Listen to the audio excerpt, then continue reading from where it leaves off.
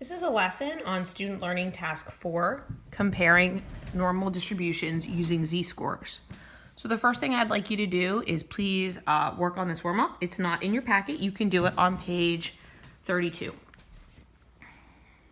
So I'm assuming you've read this and you've thought about it a little bit, and you've noticed that it says that the grades are normally distributed with a mean of 78 and a standard deviation of 2.5. So the first thing I'm going to do is I'm going to set up the empirical rule, our 68, 95, 99, 7 rule with this data, because probably what we're going to use. So I have an average of 78. I'm going to go 1, 2, 3 standard deviations on each side. And if I subtract 5 or 2.5 from each side, I'm going to get 75.5. Then I'm going to get 73. 1, 2. Oh, I drew too many lines on this one. 1, 2, 3. 1, 2, 3. Yeah, I don't need that guy. And then I've got 70.5. And I'm going to go up 2.5, so that's going to be 80.5, 83, and then 85.5. So my rule tells me that I have 95% of my data here. I'm sorry, that's a mistake. I have 68% of my data here, so I have 34% and 34%. Between plus and minus 2 standard deviations out, I have 95%.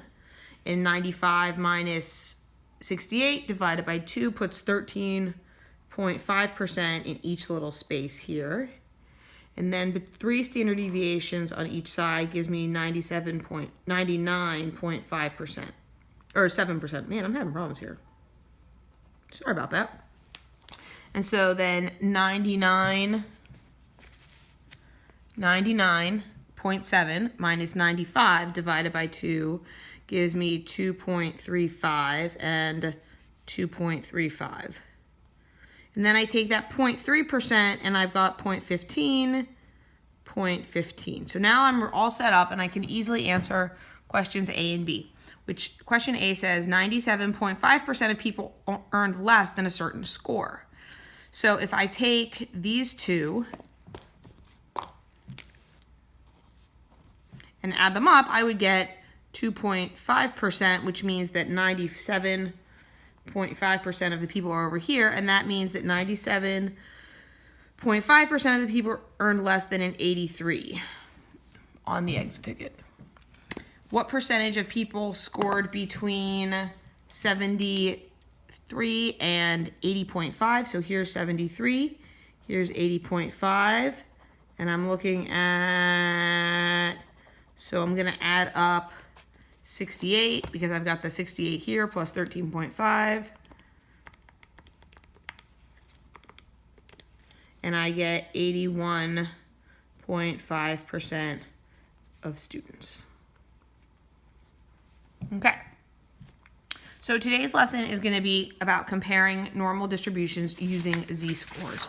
So what I'd like you to do is turn to page 33 and just take a minute and read the YB normal task. I'm not going to read it to you. Okay, at this point you should have unpaused the video and you should have already read the task. And the question is, based only on their test scores, which student would you choose and why? Well, we need to make a couple little notes here. First off, let's make some notes about student A. Student A has a score of 29. And the average score on their test was a 21, and the standard deviation was a 5.3. Let's make that note. Then we have student B. Student B on his SAT got a 680. The average was a 516, and the standard deviation was a 116. So the question is, how many standard deviations are each student above the average? So if I look on student A, if I do 21 plus 5.3, switch this, there we go. 21 plus 5.3, that's 1 standard deviation. So he's between 1 and 2 standard deviations above. 1 and 2 SX above the average. Okay, so now when we look at student B, the average is 516 plus 116. So he's also between 1 and 2 standard deviations.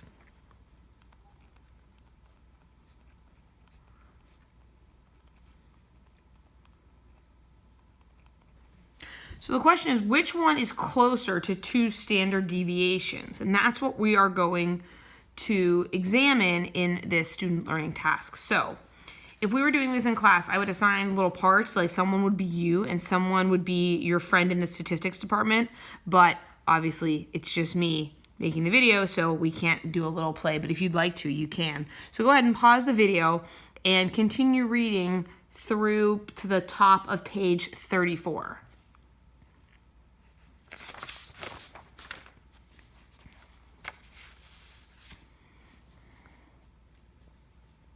Okay, at this point, you should have read through the top of page 34, and you have seen your statistician friend draw you on the napkin a version of the 68, 95, 99.7 rule, which we are also going to start to call the empirical rule, which of course I'm going to spell wrong the first time. EMPIRI, the empirical. So this is the empirical rule of normal distributions. And you'll notice that here we have an average of 0. And then we have 1 standard deviation, 2 standard deviations, 3 standard deviations on the right, and then -1, -2, -3 on the left. So the statistician is suggesting that we calculate what is now called a z-score. And go ahead and put a box around that. We're going to define a z-score. A z-score is the number of standard deviations a data point is above or below the mean.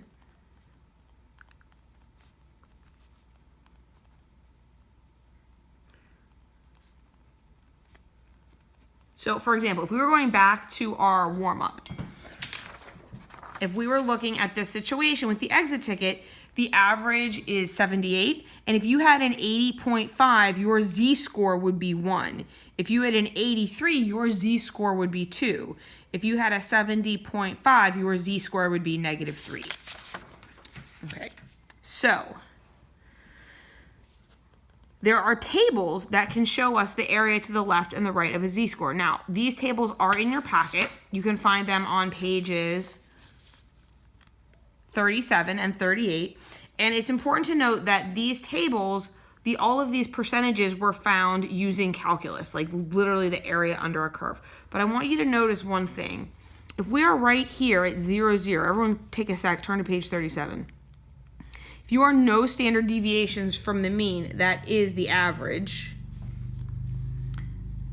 Here we have the table to the left, and here we have the table to the left of z for negative z values. But what do you notice? To the left of the average, it says 0.5 because that's 50%.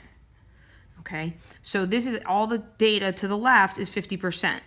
So if we should look at 1 we would find to be 50% plus that 34%, right? Because again, going back, here's 50% and here's 34%. So if we looked at 1 z-score, we should see about 54%. So let's look, or 84%. And here we are, right here at 1.0. And there is 84%. It's actually even a little bit more accurate than 84%. Okay, so let's turn our attention back to the problem on page 34. It says, let's say you had 2 imaginary test takers, Jack and Jill. They went up the hill and took the SAT, and Jack's z-score was 1.49, and Jill's z-score was 0.89. So first of all, it's important to notice that Jack scored higher because he has a higher z-score. It says, what percentage of test takers scored below Jack? So what I would like everyone to do is turn to page 37, and we're going to find 1.49 on this table. So the way we're going to do this is we're going to look at 1.4.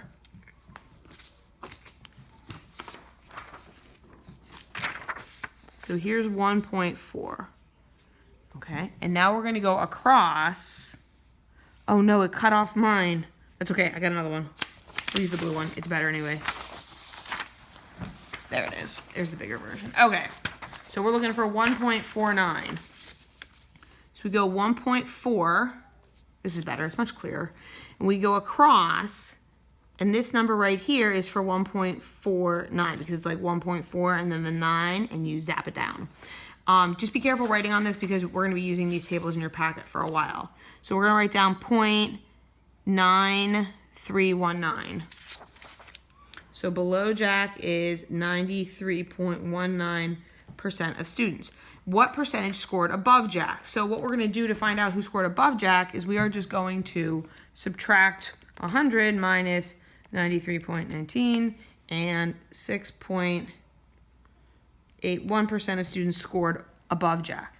So what I'd like you to do is go back to page 37, and I want you to look up Jill's Z-score of 0.89.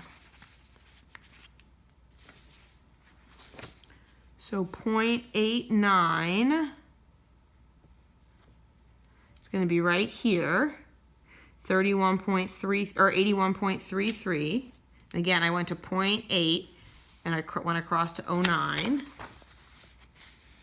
And so 81.33% of students scored below Jill. And if I subtract that from 100, I have 18.67 scored above Jill.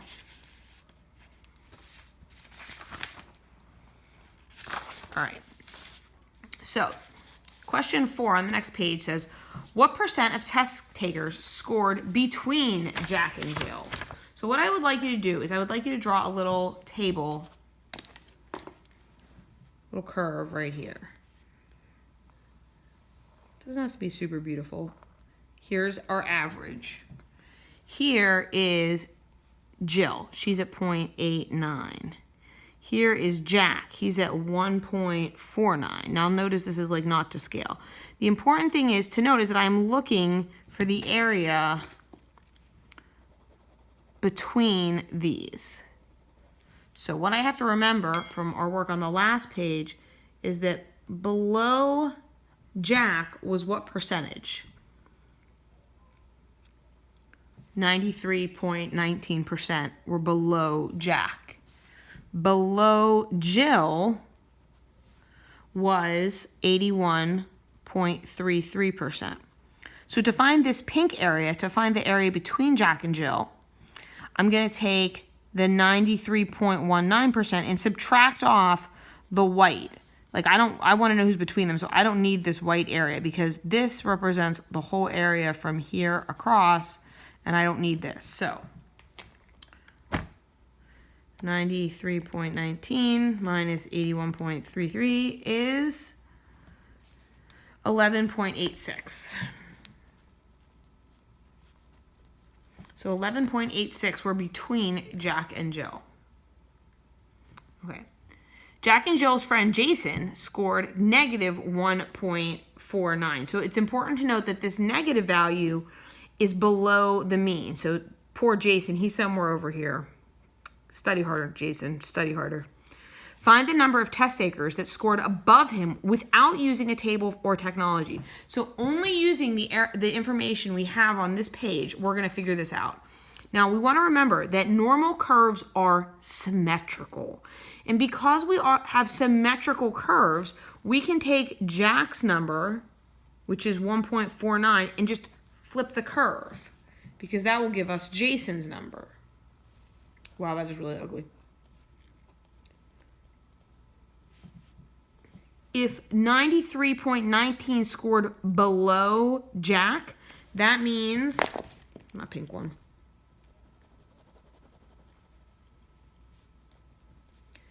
93.19% scored above Jason. Sorry, Jason.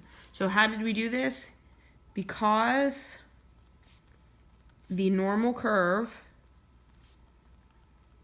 is symmetrical, M-M-E-T-R-I-C-A-L.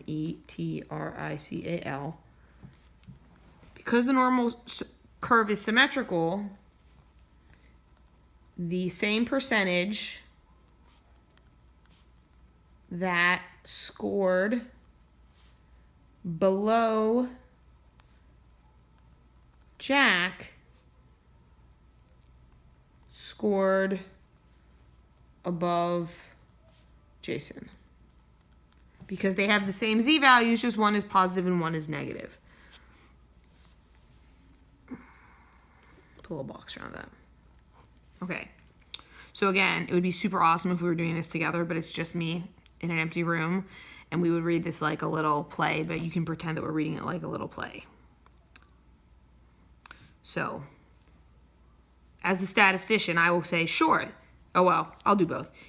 That's very cool, but the two scores I'm working with were not given as z-scores. Is there some way I can transform the values from some normal distribution, like the scores on the SAT or ACT, to z-scores?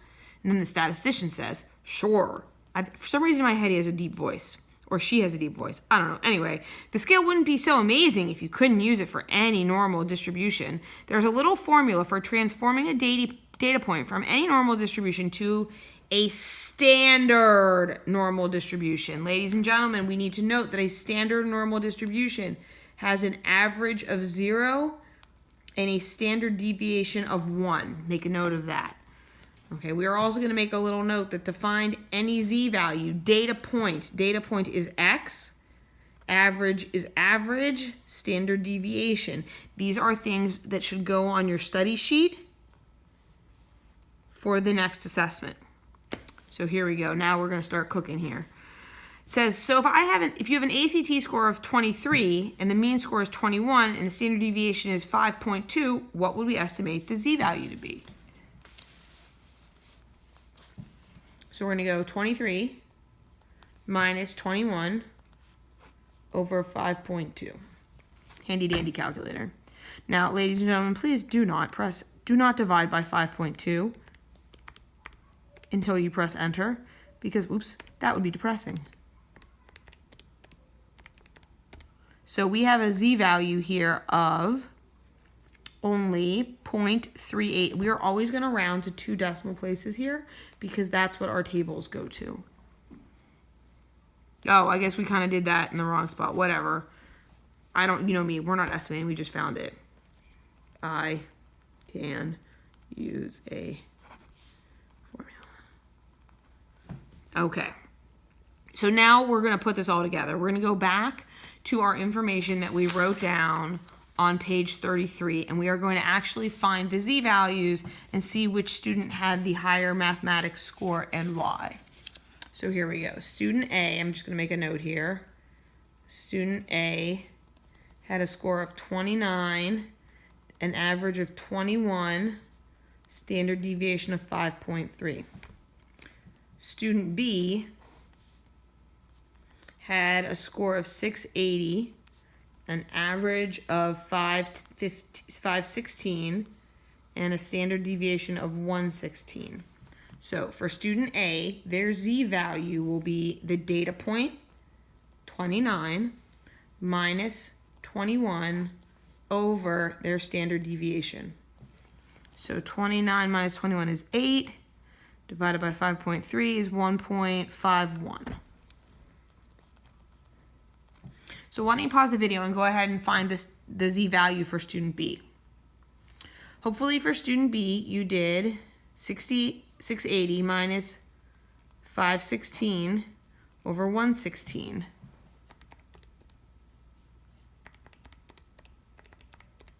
And you got 1.14 or 1.41. So now the question is, which student had the higher mathematics score and why? And well, the answer is student A. Because student A's z score was higher, so their score was further F-U-R, there you go, from the average. Boop. Excellent. Okay, so this was a great lesson, and it really pointed out the beauty of using a z-value to figure out, you know, relative to your mean and standard deviation, who can have a higher value. But it doesn't give us a lot of practice. So I want you to turn to page 36 and find a nice blank piece of paper there. And on page 36, we are going to calculate some z-values, and we are also going to use our tables on page 37 and 38. So take a moment, pause the video, and jot this information down. Okay, so to calculate the z-score for 18, we're going to go 18 minus 21, which is negative 3, over 5.2. And on my calculator, negative 3 divided by 5.2, I get negative 0.58. Okay, so if you will turn to your tables, well, let's make a little picture. And then we'll turn to the tables. Here's 0. So here's negative 0.58. And if we want the probability that it's less than that, that would be this area that I just shaded in light blue. So when I look at my two tables, I don't want to look at page 37, I want to look at page 38. Because on page 38, you'll notice all my z-values are negative. But I just want you to take a look. If you go to negative 0, which amuses me, there's our 0.5. Half the data falls to the left of the average. So we are looking for negative 0.58. So here's the 0.5. 0, 1, 2, 3, 4, 5, 6, 7, 8. And I see 28.10%. So I'm going to make a note of that. That value is 28.10%.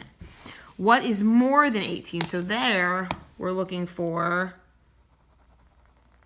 all this. And we know that the whole curve has to add up to 100%. So we can just do 100 minus 28.10, and we get 71.9%. Okay.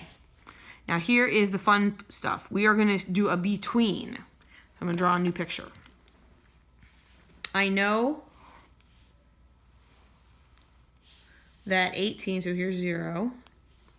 I know that 20 is going to fall somewhere here. I'll pull its z-score in a minute. I know that 18 is down here with negative 0.58. Okay, so now 20 would be 20 minus 21, which is negative 1 over 5.2. Negative 1 divided by 5.2 is negative 19. So I have a z-value here of negative 19. And I am looking, and this is 0, remember? And I'm looking for this. So my strategy in using my table is that I'm going to look up negative 0.19, and that's going to give me the area to the left of negative 0.19. Okay, so let's go grab page 38 and let's take a look. So 0.19 is 42.47. Oh, wait, you can't see that in my figures, right? So negative 0.19, negative 0.1, then we're going to go across to 9, and there's negative 0.19, 42.47. Okay. So now what I'm going to do is I'm going to go back to the value I got in letter B, what is less than 18, and I know that this value is 28.10.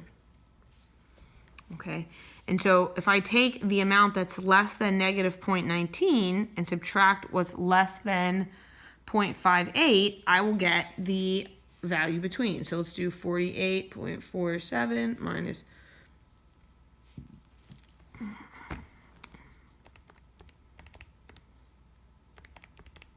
and we get 14.37%. So that is the data that is between 18 and 20. Okay, there is a way to do this on your calculator without consulting the table. I want to point out that both are important skills and you need to become confident in both the table and the calculator. So take a moment and jot down these calculator steps. Okay, you should have jotted down those calculator steps. So we are going to verify our answers above with the calculator. So the probability that a score is less than 18. So we don't really have a minimum value, like we're not looking between two values. So our minimum when we do less than 18, we're just gonna go with 0. That's like because 0 is so many standard deviations to the left of 18, the calculator will be able to handle that. So we're gonna go to second, vars. There's the vars, bloop. Oh, let me get you, there you go. Ba-doop. There's vars, so we're gonna go second vars. And we're gonna pick normal CDF. Continue, all right, so we're gonna do 0, comma's above the 7. We want 0 to 18, which is really like less than 18. We have an average of 21 and a standard deviation of 5.2. Boop, and we get 2819 or 2820, which is really close to the answer we got in letter B. Now let's see what happens if we just change the 0 to something else, only because I'm curious. So if we do that negative 100 or negative 1,000, I mean, you can see it really doesn't change it dramatically. Okay, so from the calculator, we got 2820. Again, they're going to be really close. So more than 18, we're going to put that in the calculator. Second, vars, normal CDF, 18. More than 18, we'll just put in like 1,000 or 100. 21 is our average. 5.2 is our standard deviation. And we get 71.8%, which is really close. We had 71.9% above.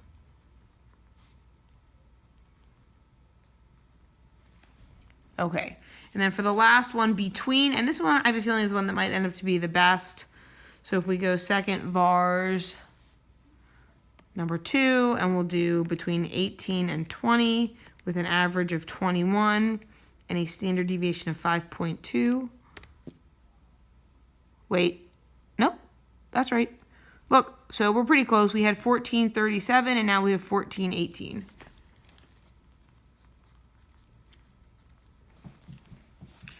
Okay, so I hope that this lesson gave you an insight in how we can use z-scores to make more accurate predictions with a normal curve. Your homework falls on pages 39 and 40. It's a really good assignment about finding z-scores. You can use the table or you can use your calculator when it comes to the percentages. I would suggest that you make sure you are proficient with both. So maybe do both and make sure they come up within like, 0.5% of one another. I'll turn forward to the answers so you can use that to check as you go.